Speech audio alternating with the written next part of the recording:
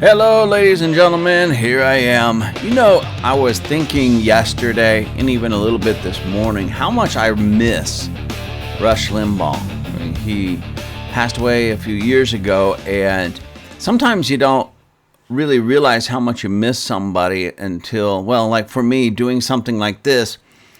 If I could be like anybody in this type of world, in this type of realm, it would be like Rush Limbaugh or maybe Charlie Kirk. But Rush Limbaugh was special to me because I found him first in the sense of when I was much younger than Charlie Kirk, even though Charlie Kirk was a spectacular young man, and I appreciated him very much. But I really miss Rush Limbaugh. Every time I open up on one of these episodes, I think I should do it kind of like Rush, Greetings, conversationalists all across the fruited plains. It is I, your Maharishi, the all-seeing, all-knowing, all-caring Maharishi. Anyways, I just miss that with Rush. He was such a great commentator, a great journalist in that sense in his own right, and his ability to connect with people was unlike anybody else. The only other person that came close to that is Charlie Kirk, and I think actually Charlie Kirk had a much wider, bigger audience because of what he did and how he did it. But there still will be no one like Rush Limbaugh. So Rush, you are very, very, very much missed. And I appreciate your life and your work. Today, ladies and gentlemen, I want to talk about something, and I don't know if I'm going to be able to hold it together because of what I'm going to talk about. I went into Perplexity. It's a AI kind of a thing, but it does more of research. It's more research. So I went into Perplexity. I said, just give me a list of all the politicians that have either resigned or been forced out due to sexual impropriety. I didn't even know how to spell impropriety, but I figured it out.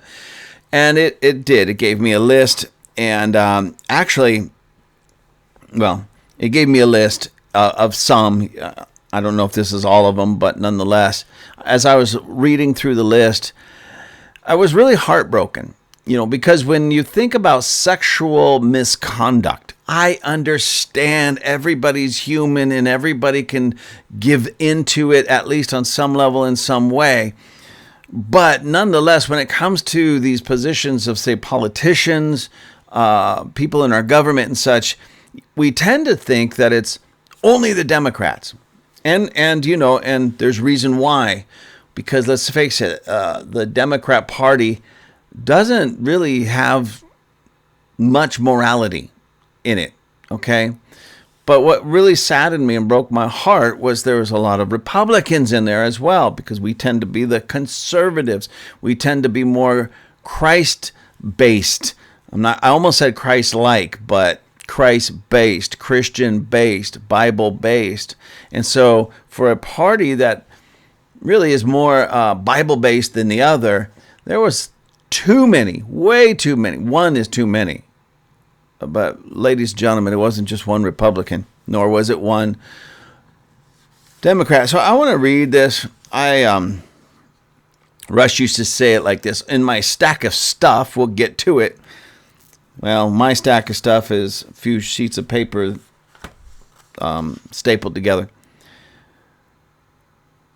But also, I don't want to just focus on the politicians. I said to myself, I wonder if Perplexity, and I also went to Grok on that one, could give me a list of the pastors and church leaders that had also been had to resign or been forced out because of sexual impropriety. That one broke my heart because we've seen it, we've heard about it. It's always makes the news. But when you put it into a list and you can just go this one, this one, this one, this one, ladies and gentlemen, it makes me wonder what in the world have we become, not only as a nation, but as a church in this nation. And I've always said this, and this is the truth, okay? The way the church goes is the way the nation goes. So we can look at these politicians and go, bad, bad, bad. Look at what you're doing. Bad, bad, bad. But they're learning, I hate to say, from the pastors and church leaders in the United States of America. Because if we can't get it together, if pastors and church leaders can't get it together, how in the world do we think that the politician's going to get it together? We are supposed to be their moral compass. Okay, and politically, it was always like the, if you will, the Republicans or the conservatives were the moral compass of politics. Excuse me, my nose is itching for some reason. But we were supposed to be the moral compass of politics in that regard. But the reality was the church, and hence the pulpit, pastors and church leaders, whoever's in the pulpit, we are the moral compass of the nation, thus ultimately the moral compass of the political parties, Democrat, Republican, and all the political parties, the smaller ones that don't ever get elected and all that. So anyways, if the pulpit is corrupt, then it's not strange or weird that everything else is corrupt, including and especially politicians. So let me read some of this. So I asked it, give me a list, of those who have been or had to resign or forced out due to sexual impropriety. So this is what, where did I get this list? I think this was from Perplexity. Perplexity shot this one out to me. So I just printed it up and I figure I would read it to you just because. It is impossible to list literally all politicians worldwide, or even in the U.S., who have ever resigned or been forced expelled from office due to sexual impropriety. It says impossible to list all politicians, even in the United States, who have ever resigned or been forced out due to sexual impropriety. I don't know why that's such a hard word to say, propriety. Isn't that, just right there, when I read that first sentence, I was stunned that it is impossible. It says for perplexity, an AI-driven program to literally list all the politicians in the United States. I'm not focusing on the world, but in the United States that have ever resigned or been forced out due to sexual impropriety. It's been so many, ladies and gentlemen, that even Perplexity can't keep up with them. AI can't keep up with them. They keep telling us how smart AI is. Well, let me go this. So such cases, now again, I didn't put in there just in the United States. I did on other questions after this, but just in the United States, this went, this is directing even at worldwide, but also the United States. So keep that in mind. So such cases span centuries, all levels of government, federal, state, local, and countries, with a sharp increase after the 2017 Me Too movement. One 2018 analysis found that at least 104 of 138 accused U.S. elected or appointed officials left office following allegations. So that was just the 2018 or the 2017 Me Too movement. So in 2018, there was 138 elected officials accused, and 104 of them left office.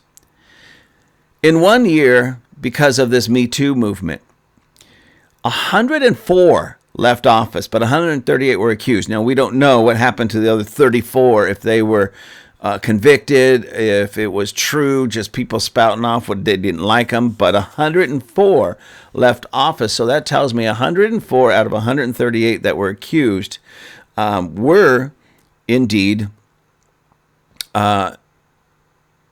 guilty of what they were convicted of, or not convicted, but accused of.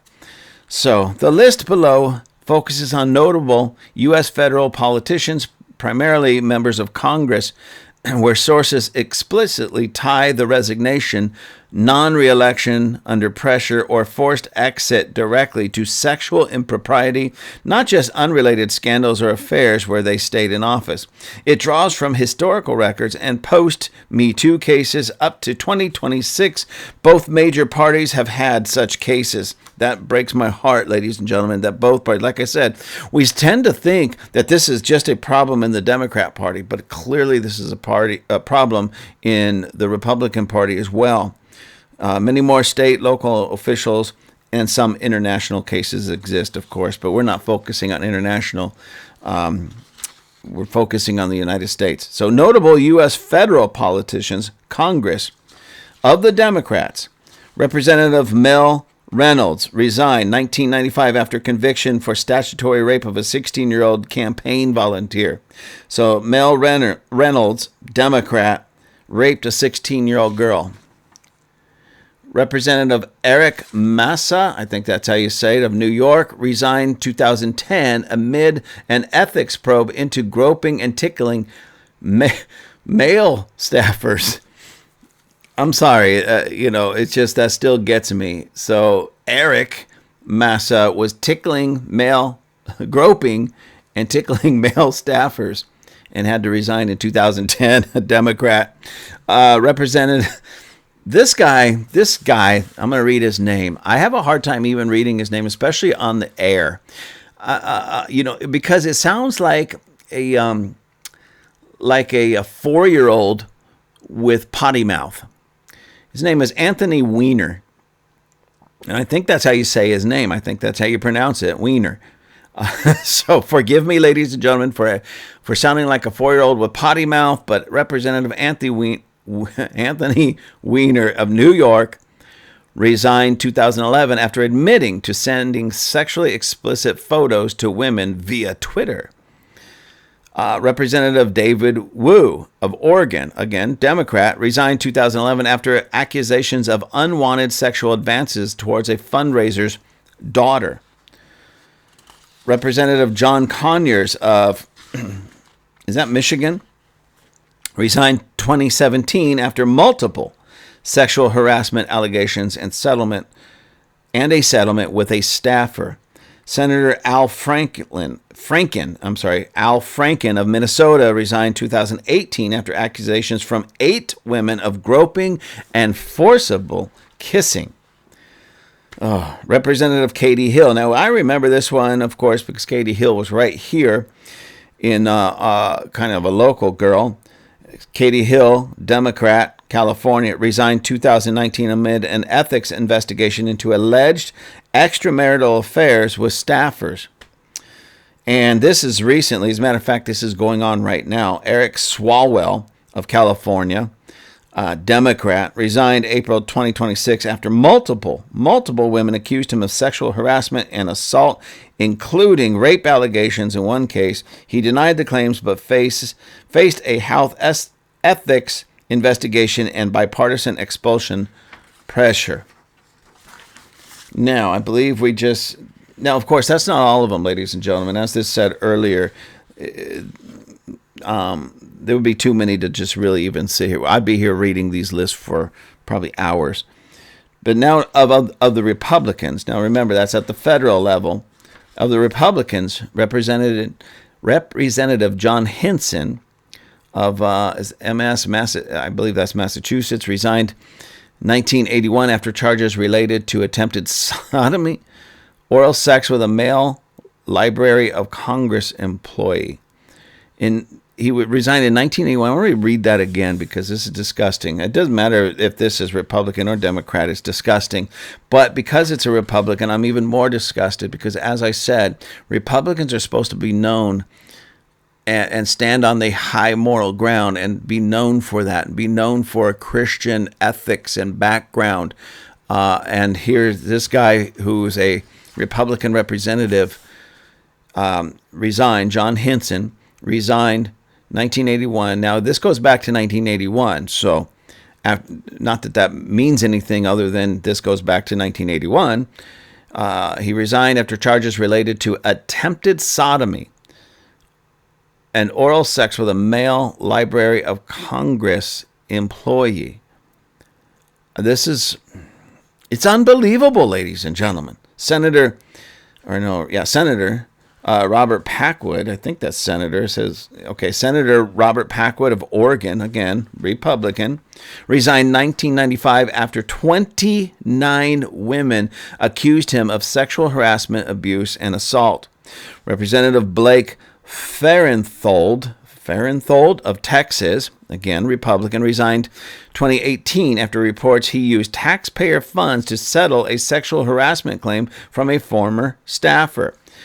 Representative Tim Murphy of Pennsylvania resigned 2017 after reports he pressured a mistress with whom he had an affair to get an abortion and created a hostile office environment. Yeah, I would say that if you are kind of forcing women to murder their babies, that's a hostile office environment, especially against the unborn. Shame on you, Tim Murphy. But Tim Murphy, Pennsylvania, again, Republican. Representative Trent Franks of Arizona resigned 2017 after admitting he asked female staffers about serving as surrogates for $5 million amid broader harassment allegations. So, surrogates, serving as surrogates. Anyways, Trent Franks of Arizona. Patrick Meehan of Pennsylvania resigned 2018 after using taxpayer funds to settle a sexual harassment claim from a former aide. Again, a Republican. And this is also something that's going on right now. Representative Ernest Tony Gonzalez from Texas, Republican, resigned April 2026 after admitting to an affair with a staffer who later died by suicide and facing sexual misconduct allegations, including inappropriate texts and favoritism. He faced a house ethics probe and expulsion pressure. So I remember reading a few things about Tony Gonzalez, and again, this is going on right now as we speak. So the alleged accusations is, he has this affair with this staffer. From what I understand, from what I read, from what I understand, again, you know how these things go, especially when something breaks. You know, the story is really big, and then as days and weeks go by, the story comes, you find out really what's going on. So we're still in that process. So what I read, and this is what I read, this is not, I don't know this for a fact, ladies and gentlemen, from what I understand, Tony Gonzalez had this relationship, this affair with this female staffer. This female staffer, from what I read, was married and had children, and then later went and committed suicide. And that kind of opened the can of worms, so to speak, in that sense. And it's terrible that this woman, I don't know why, I can only assume, and my assumption, just knowing the very little that I know, she was probably very ashamed of what she did and didn't know how to make it better. And if she is truly married and has kids, she might be in that place like, how do I face my husband? How do I face my kids again? This thing is going to haunt me. And of course, when it comes out and it's going through the news, and Tony Gonzalez is on the stand, and everybody knows who this woman is, and people are asking questions, I don't know. I'm assuming that she probably felt so much grief and shame that she committed suicide. Now, again, I don't know. Let me read this. Notes on the Federalist. Some earlier cases, example, the 1970s Page scandals, or 1980s, involved both parties but did not always result in immediate resignation. Post-2017 cases often involve staffers, lobbyists, colleagues, and led to quicker exits due to public pressure and ethics probes. A few members, example, Representative Ruben Kihuen, Democrat of Nevada, or Republican Joe Barton, Republican in Texas, chose not to seek re-election amid allegations, but are not always counted as formal resignations. So here's some more. U.S. governors. Remember, these are all people who either resigned or were forced out of office due to sexual impropriety. So now we're looking at U.S. governors. selected notable cases. These aren't the only ones. These are the notable cases. Governor Elliot Spitzer, Democrat of New York. You know, there's a lot of people from New York that can't keep it in their pants. I've been noticing that, New York has a problem with this. He resigned in 2008 after being linked to a prostitution ring. So Elliot Spitzer, Democrat, New York, didn't just mess around, but he was linked to a prostitution ring. Governor Jim McGreevey, Democrat, New Jersey, resigned 2004 after admitting an extramarital affair with a male aide who threatened a sexual harassment lawsuit. So I'm assuming Jim McGreevey was married to a woman, but he was messing around with a man, or a male. I shouldn't call him a man, but a male. And he only stepped down and resigned when that male he was messing around with threatened a sexual harassment lawsuit. Governor Eric Greitens, Republican of Missouri, resigned 2018 amid allegations he coerced a woman into sexual conduct and used a nude photo as blackmail, plus related felony charges, it says. And that's, again, ladies and gentlemen, a Republican. Now, you might be wondering, why am I reading even the Republicans? I'm a Republican. I'm a conservative. Why am I reading the Republicans? It makes us look bad. Yes, it does. But I wrote a book a few years ago, and the name of the book is Transitions. And in that book, and I say this quite often, you cannot fix what you're not willing to face. If you don't want to face it, if you don't want to take a good look at it, you're not going to fix it. It doesn't matter. Let's say it's a rainy day and you realize my roof is leaking. Okay? You have a choice. You can work it out to where you get up on that roof, find the leak, and do the work to fix the leak, or you could just turn your back on it and walk away and act like nothing's happening and maybe hope that it goes away, which it never does. It just gets worse, But if you want to fix the problem, you got to face the problem. You got to be honest about it and face the problem. And that goes with anything. For those of you who struggle with your diet and maybe overeating, you won't fix the problem. You won't lose the weight. You won't get healthy until you face the problem. Those of you who are saying, man, I really got to get into the gym or get myself in shape in that sense, I'm getting a little soft around the middle. Hey, you're not going to fix the problem until you actually face the problem. Not just a loose acknowledgement, I need to get in the gym, and you don't do anything about it. You don't look into it. You don't face it. You don't get on that machine and start working out. You have to face it. So us Republicans, us conservatives, let me tell you something. We've got to face these problems. We got to fix these problems. Well, the Democrats as well, but let's face it, the Democrats won't. That's just who they are. But that's not who we are as Republicans. No, don't misunderstand me. That's who these Republicans are. That's who these guys are, because it's apparent. They either had to step down or resign because of their sexual impropriety. That's who they are. But as a group, that's not who we are. And we as a group have to stop coddling and stop allowing those, basically rhinos, because they're starting to act like Democrats in that sense. I'm just being honest. We've got to stop letting those into our mix. And if there's not just an allegation, because anybody can say anything, but if there's any kind of proof that this happens, then we need to get rid of them as fast as possible. Why? We need to clean out. We need to clean out our ranks, especially of this kind of perversion. So let me go on. Andrew Cuomo, Democrat, New York, resigned in 2021 after a state investigation found he sexually harassed at least 11 women, including staffers. When you see that, it's bad enough that somebody has an affair with a woman or comes on to or sexually advances on a woman. That's bad enough, unless it's their wife, but you know what I mean. That's bad enough. 11 women? Prostitution rings, like this Swalwell guy. Women are coming out of the woodwork to say, he did this, he did that, he said this, he said that. Anyways. Now, let me keep going. We're almost through this first part. State legislators dozens, it says dozens more state lawmakers have resigned or been removed. One 2018 compilation documented at least 25 cases in the Me Too era alone, affecting both parties roughly equally.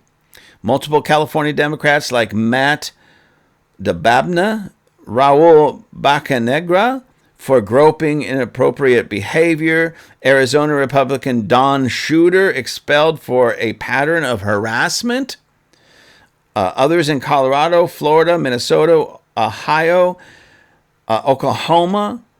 Unbelievable, ladies and gentlemen. Dozens had to step down or resign or get booted out. Internationally, we don't want to deal with that. We're not worried about the international scene. I'm just focusing on right here in terra firma, United States of America, land of the free. But that freedom, we are land of the free. We have freedom. But it seems like a lot of people say, I'm free to, make these unwanted sexual advances on other women other than my wife. I'm free to grope. I'm free to force sexual conduct on these women or demand it from them. This is ridiculous, ladies and gentlemen. And I know that's not about our American freedom. I'm just saying that it just seems like these guys seem to think that they get into these certain positions and offices. It goes to their head. They think they're untouchable. They could do anything. And that woman who I find attractive, she better give me what I want, or I'll make their life a living hell with some, what was that one? The office. Now they have this toxic work environment because, Bobo can't keep it in his pants. Senator Bobo. And again, I'm disgusted by this. Republicans, we know this about the Democrats. So I am concerned about it because it's happening. Doesn't matter who it is, it's happening. And both parties, all of our government, federal, state, local, we really need to go through with a fine-tooth comb and get rid of these bad apples. Because when you hear about this guy that was part of a prostitution ring, and you're in that high-ranking position and you're part of a prostitution ring, what is wrong with you? 11 women come forward and say, this guy, made all these sexual advances and such on us. Some guy in the Library of Congress trying to force somebody who works for the Library of Congress into, disgusting, perverted male sodomy sex. How disgusting. And honestly, as a believer in Jesus Christ, and I know that this is going to go out there for people even worldwide to listen to and get a hold of, I find it very difficult to even say some of these things. I'm doing my best not to get too graphic, but I want to bring out the information so ladies and gentlemen, who we are voting for. Okay, now I know that's not what any of us voted for, but let's face it, if they're doing these things while in office, we sort of did vote for that. And so we're going to have to make better choices when we go to the voting booth.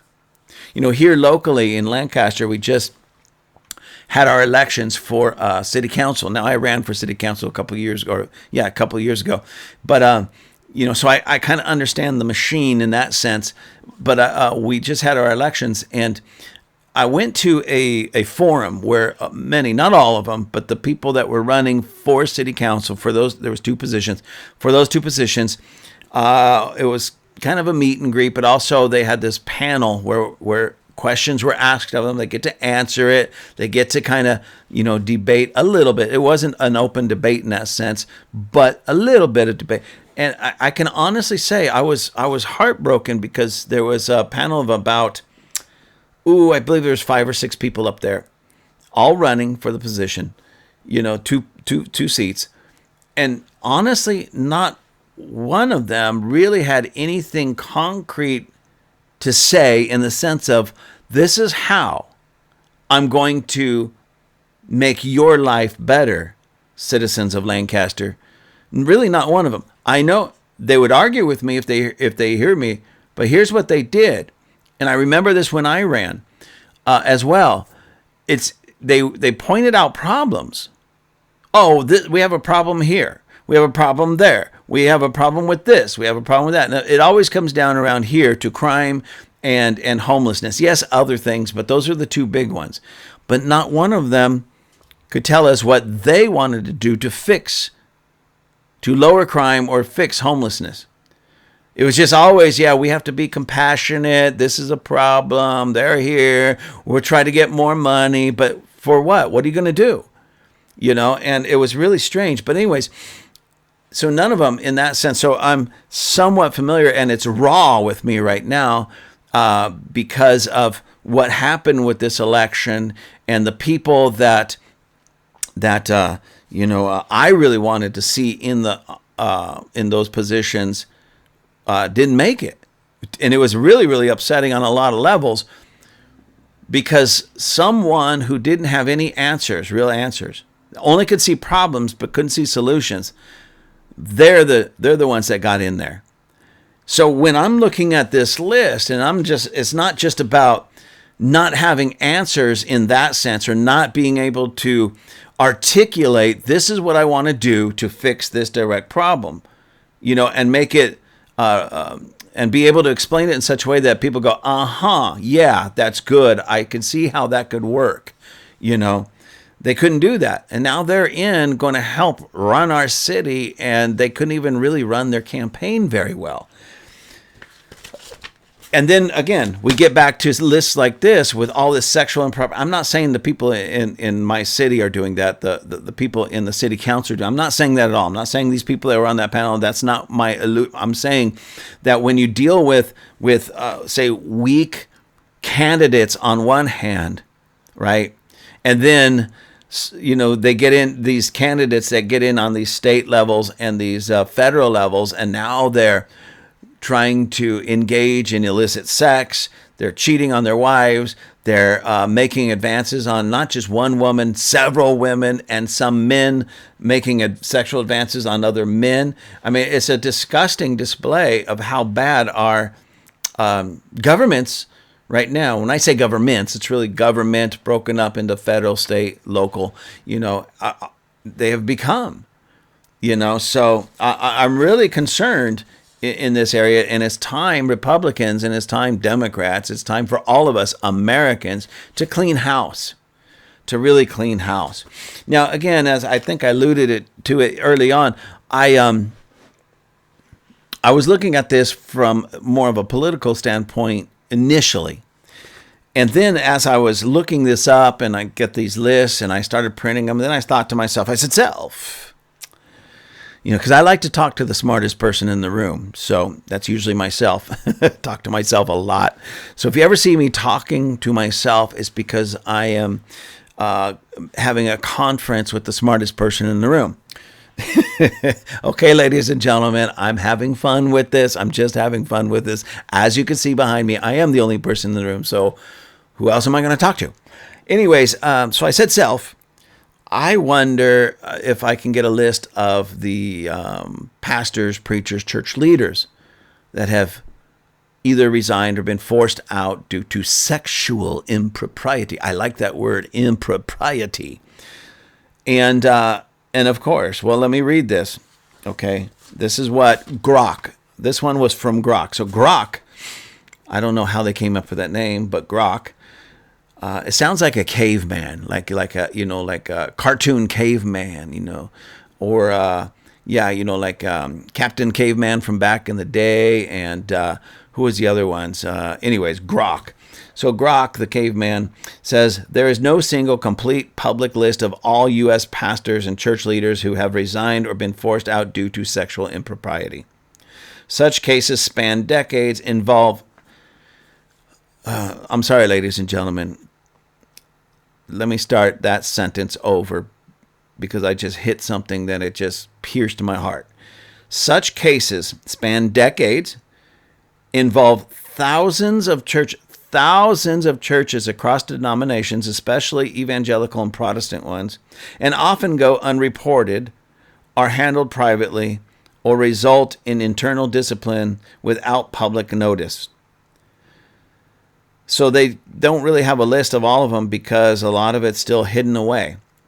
Investigations like the Southern Baptist Convention in 2022 report documented over 700 victims and hundreds of accused clergy staff from the 1980s to the 2020s. But not every case led to a public resignation, and many involved non-pastors.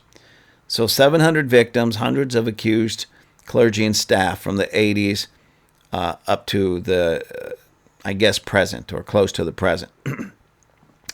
Below is a section, we'll read that, of notable publicly reported cases where pastors or senior leaders, church leaders resigned or were removed specifically due to allegations or admissions of their sexual misconduct, abuse, harassment, or related moral failure, sexual sin, a common church euphemism. I don't know why Grok decided to use words that I can't pronounce. I focus on verified news reports. So this is Grok speaking now. I focus on verified news reports and prioritize high-profile or recent examples. This list is not exhaustive, and it says that in bold letters, not exhaustive. Hundreds more exist, especially lower-profile ones in local churches. So what I'm about to read to you is just the more high-profile. Hundreds more exist, it says.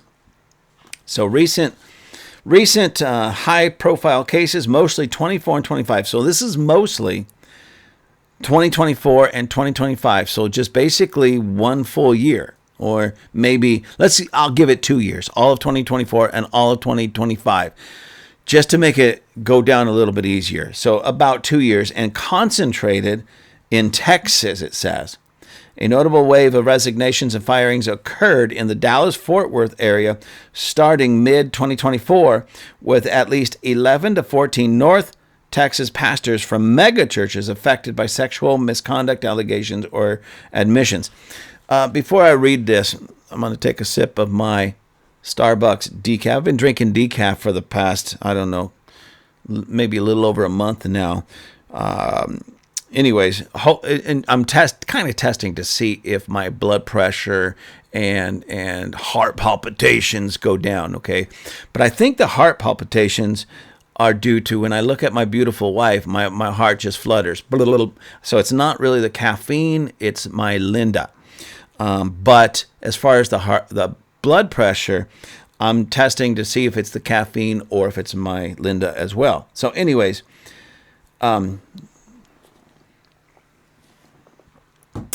okay, so this is, again, concentrated in Texas. Okay, so I know others have happened other places, but this is just focusing on Texas. This is wild. So Robert Morris. Now, this one breaks my heart. He's a Gateway Church in South Lake, Texas. This one breaks my heart because, and I'm embarrassed to even say this, because Christians would say, well, why didn't you have discernment? Why didn't you see this in this guy? And I'll be honest with you, I don't know.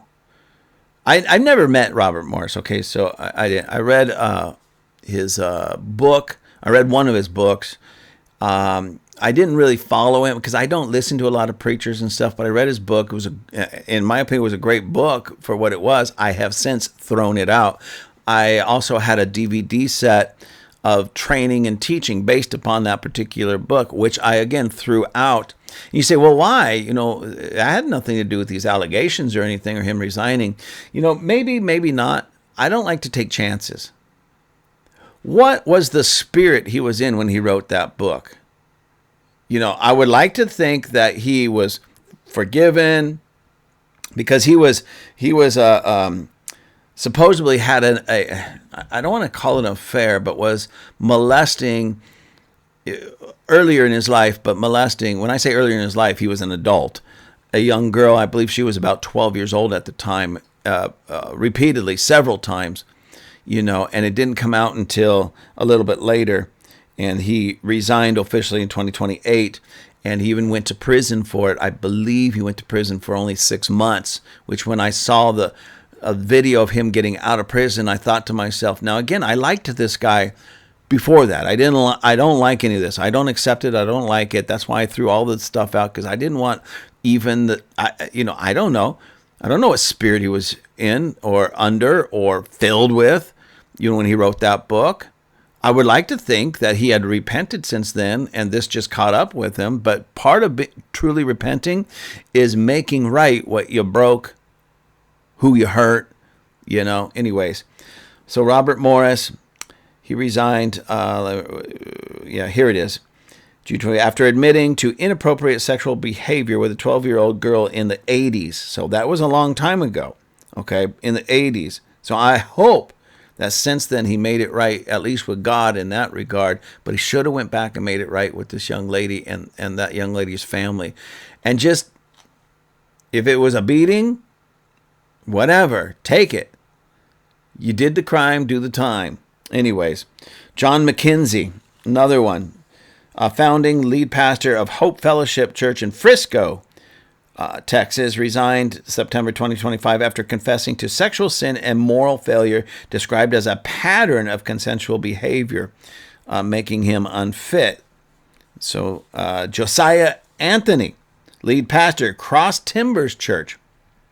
See, a lot of these I never even heard because, again, ladies and gentlemen, I don't turn on my wife and I, we have a TV in our house, and we have, we don't have cable. We have a Fire Stick, and we watch what we want to watch when we want to watch. We don't sit down and listen to the news. I get my news online. I get my news through different news organizations, outlets. One of them being Fox News. I know a lot of people have Fox News, but that's not the only one. OAN, I sometimes go to OAN. I sometimes go to Newsmax. I go to Daily Wire. I know that's not technically a news outlet, but it is a journalistic on current events outlet. So I get a lot of my news from different sources that I trust. And I'm able to, even the ones that I'm not 100%, I know that I can't trust them 100%. I have enough that I'm looking at from others that I can get through the nonsense, the opinions, and get to the truth. You don't get that if you go to CNN. Anyways, so I don't know about this unless I pick up some story while I'm doing my research on other things. I don't know about. I knew about Robert Morris because, again, this was somebody, it was big and it was everywhere, but it was somebody that I liked until this. And now I had to say to everybody, I'm sorry. I apologize. I mean, I didn't do anything, but just the mere fact that I gave myself on any level to that nonsense, I'm sorry. Anyways, let me get back to this. Where was I? Did I say? Oh, yeah, Josiah Anthony resigned. Late 2024, July 2024, over hurtful and inappropriate actions, including sexual communication with women via text, social media, non-consensual due to power imbalance. Okay. Luke Cunningham, youth pastor. I think I remember this one. Lakeside Baptist Church, Granbury, Texas, fired early June 2024, arrested on charges of sexual assault of a child, allegations from a prior church, 2026 to 2028, or at 2018. I'm sorry, 2016 to 2018. I'm trying to go fast, and I apologize. Ronnie Goins, I think that's how you pronounce his name, lead pastor, Koinonia Church, Arlington, Texas, arrested July 2024 on indecent sexual assault charges, later voluntarily stepped down but denied the charges. And on this, I know that there's a lot of people that throw out these allegations and accusations that sometimes aren't true. Somebody gets hurt. I've heard of this in the past. I've heard of these stories. I've read of these stories where like a pastor, pastoring church, he and his wife pastoring church, one of the ladies in the church takes a liking to the pastor. And that's usually when they say, oh, God told me I'm supposed to be the pastor's wife. He has to divorce his present wife and marry me. Yes, ladies and gentlemen, there's some people that are that delusional. You have to you have to divorce your wife and marry me, because that's who God is putting us together. So you have to do something that God is against, especially for just any reason, divorce. So you got to do a big, huge negative to get this big, huge positive. It doesn't work that way. I'm not saying any of these guys were facing that. I'm not saying. But also when the pastor says, no, listen, I'm happy with my wife. We are madly in love. We are good. I don't want anything to do with you. We're not getting married. Sometimes, not always. But women that are that delusional, and it can be men, people, I should just say, people that are that delusional, will often go off and start lying, cheating, doing, starting rumors, all of this problems to get back at the man, or in some cases the woman, that did them wrong. It's really, really, really kind of disgusting.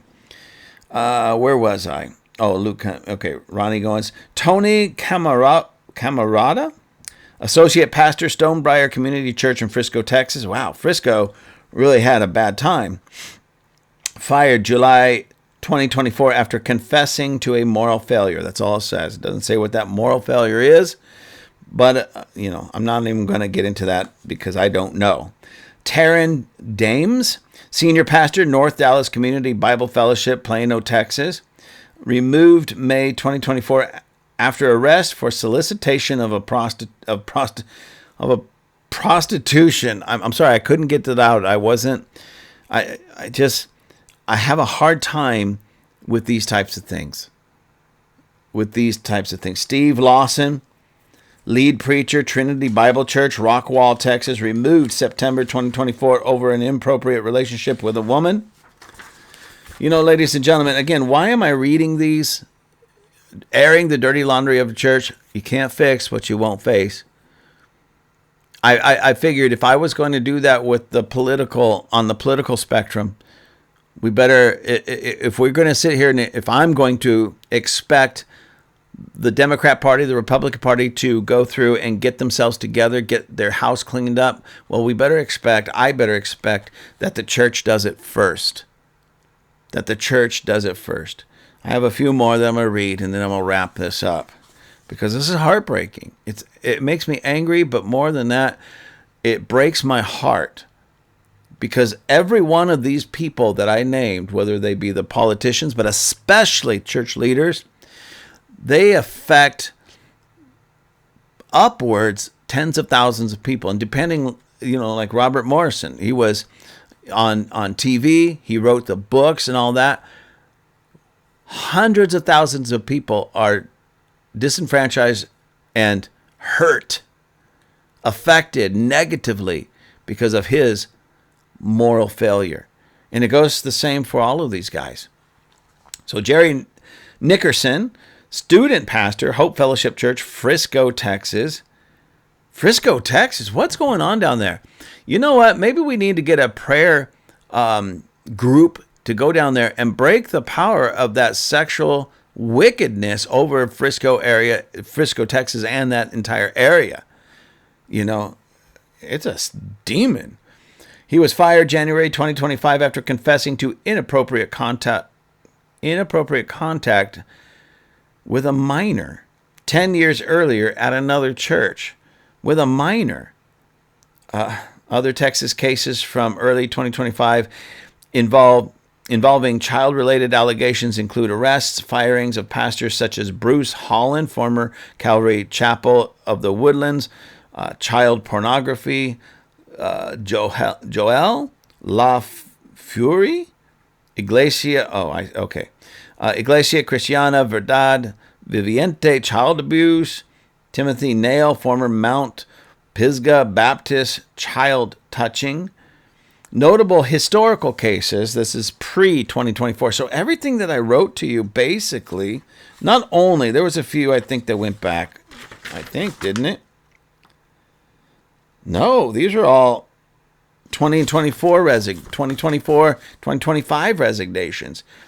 That's sad, ladies and gentlemen. That was just like basically a 1 year, maybe 2 year span.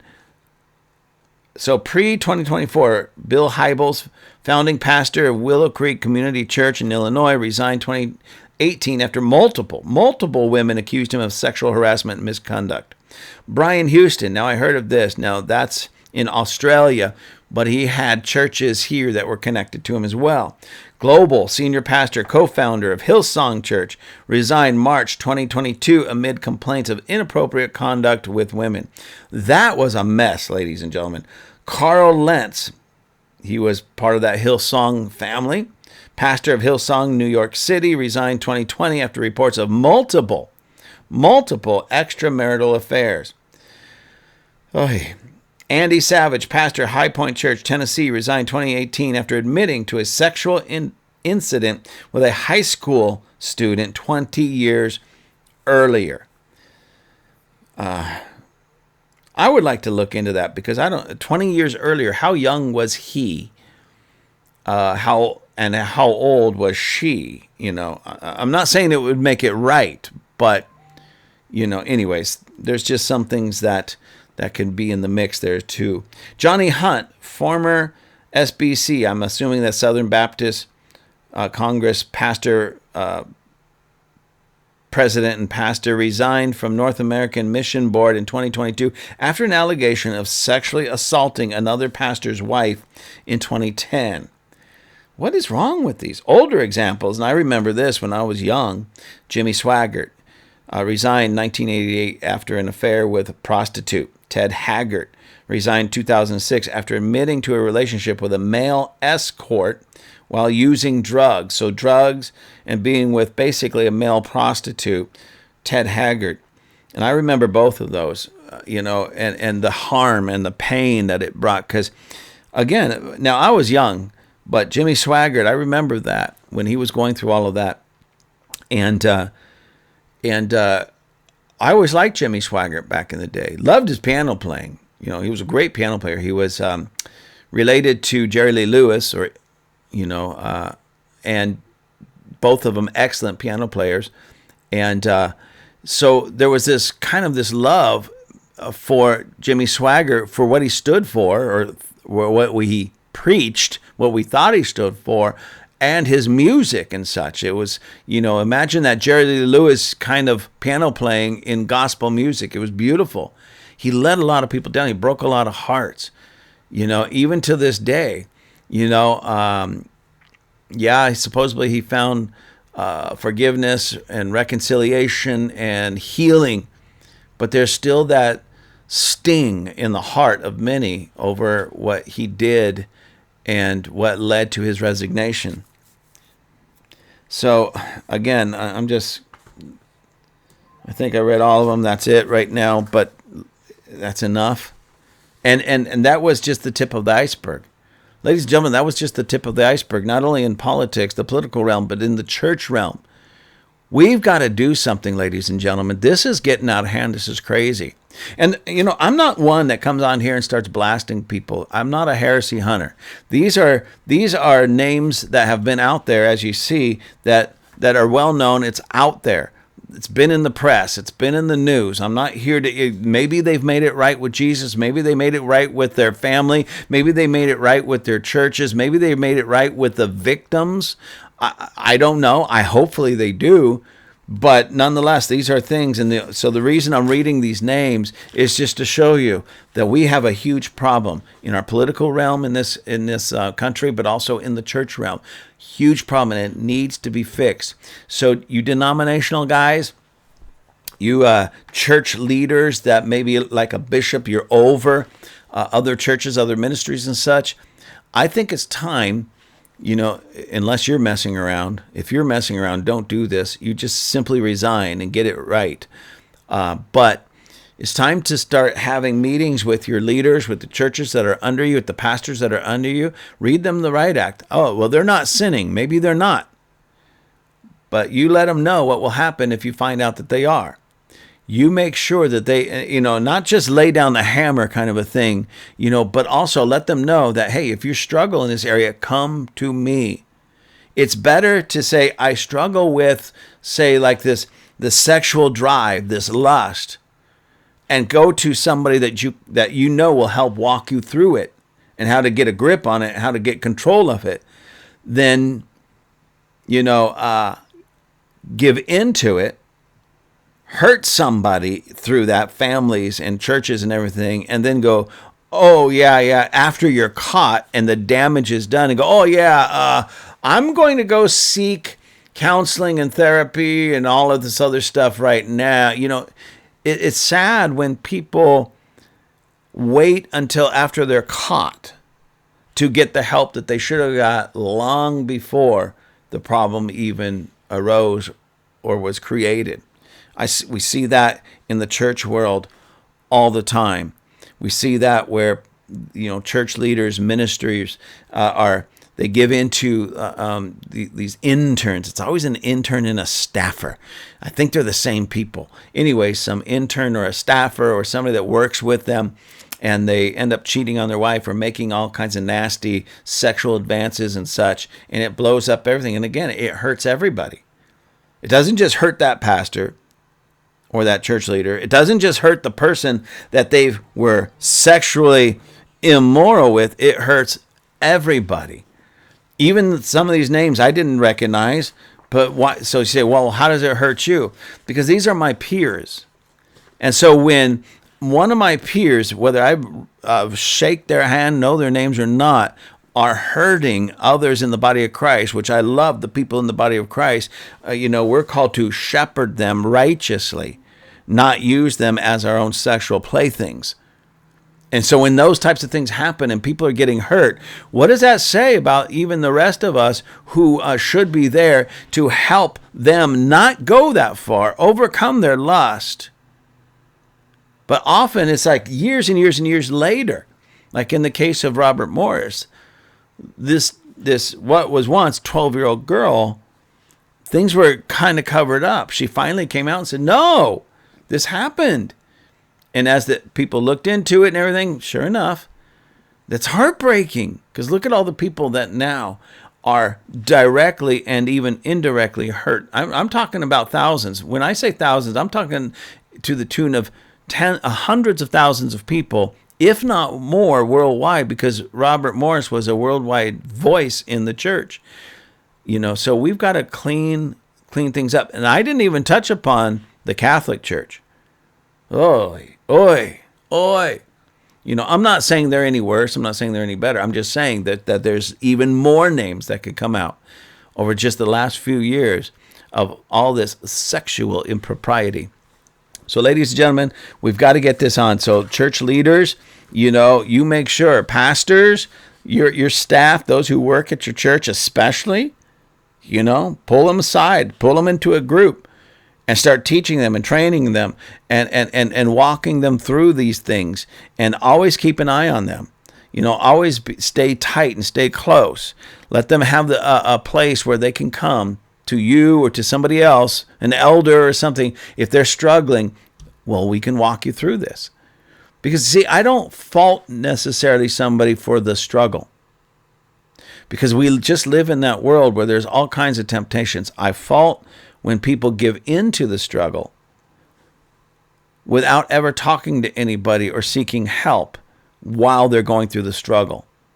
Does that make sense? So, let's not let this go slip through our fingers. Let's take a hold of this in the political realm, but also in the church realm. And voters, just back to the politics for just a moment. Know who you're voting for. I know you can't always know everything about the person, but you can know a little bit about the person. If you're voting for somebody, hey, let me look up, like this Swalwell in California. What he's been doing, his sexual impropriety, has been going on for years, and people have known it. People have known it. The party knew it. The media has known it. So the information was out there. So why did anybody vote for him? After the first allegation, I mean, seriously, after the first allegation comes out, why did anybody after that ever vote for him or any other politician? Any other politician. And same thing with pastors. When you understand that there's a pastor that's all messed up, especially sexually, why are you at his church? I'm not saying you are. I'm just saying those of you who are. Why are you at that church? Well, I like the music. They got a great children's program. Oh, well, don't let the pastor around those kids of that church, There's a lot of great churches out there, ladies and gentlemen. Please don't misunderstand me. I'm not saying this is all churches or even a majority. By far, it's not. There's a lot of great churches with some very loving, caring, father-like church leaders, pastors, and etc. Find one of those churches. Find one of those churches and step away from those goofy churches where there's so many allegations and things that you just are so confused. The truth is in there somewhere, of course. But, like this Carl Lentz, that guy, multiple, it says, extramarital affairs. Multiple. How is that happening and people still go to his church? I know he's gone now, but while he was, it's happening, it's out there, it has been talked about for a long time before he resigned. How is anybody at his church? Anyways, ladies and gentlemen, I got to get off this because I'm thinking of other people, other pastors over the years that we've dealt with and we've heard and we've seen. And I just feel like I have been dragged through the mud, even though I didn't do that. Why? Because these are my peers. So in a way, in a sad kind of sick way, they represent me. I represent them on some level because we're peers. Doctors represent doctors, and you get it. But I am not that. And I pray to God that I'll never fall to that. And if, not if, like I'm looking for it, but if something were to happen, I pray to God that I would at least have the humility to go, I messed up, let me go get help. Or I'm struggling, let me get help before I mess up. Anyways. Ladies and gentlemen, I hope you have a great day, but please think about this, pray about this, because we have to get this together. We have to get this together in the political realm, but especially in the church realm. And the reality of it is, until we really get it together in the church realm, we're not going to get it together in the political realm. Okay? It's just the way it works. The church is the standard bearer for culture and society. If the church is messed up, everybody and everything else is messed up. So God bless you. I love you all. I appreciate you all. You have a fantastic day, and let's get this together.